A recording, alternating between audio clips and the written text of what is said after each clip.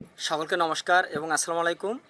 গ্রাম্য পরিবেশে আসলে পিঠা তৈরি করবে যে যেহেতু এখন তো আর আগের যুগ নেই, এখন তো আর ঢেকে অনেকের বাসাতে নেই বা গ্রামেও নাই। সে কারণে আসলে এটা হলো আমাদের এখানে ভাষায় আমরা হান্দিস্তা বলি।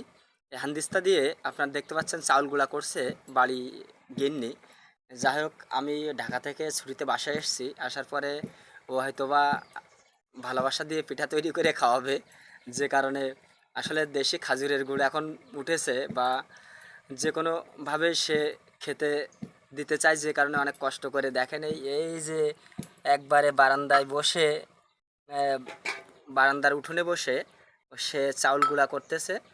আর আপনাদের আহ, সেই বিষয়টি দেখালাম। ওই যে দেখছেন চাউলের গুঁড়া ঢেলে গামলায় রাখতেছে। ওই যে দেখতে পাচ্ছেন ছেঁকনির উপরে রাখলো, একটু পরে ছেঁকে ওইখানে রাখবে গামলার উপরে।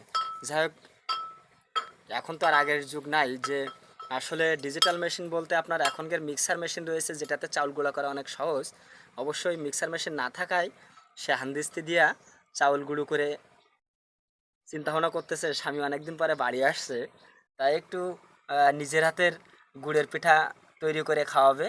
আর দেখতে পাচ্ছেন আমার আসলে আমাদের গ্রাম্য পরিবেশটা আপনাদের দেখানোর চেষ্টা করলাম। এই যে দেখুন কত সুন্দর একটা পরিবেশ। তাই সকলে সুস্থ থাকবেন, ভালো থাকবেন। আর আমাদের পেজে ফলো দিয়ে সকলের সাথে থাকবেন এবং বেশি বেশি সাপোর্ট দিবেন। কারণ আমি অনলাইন থেকে আসলে আর্নিং শুরু করেছি।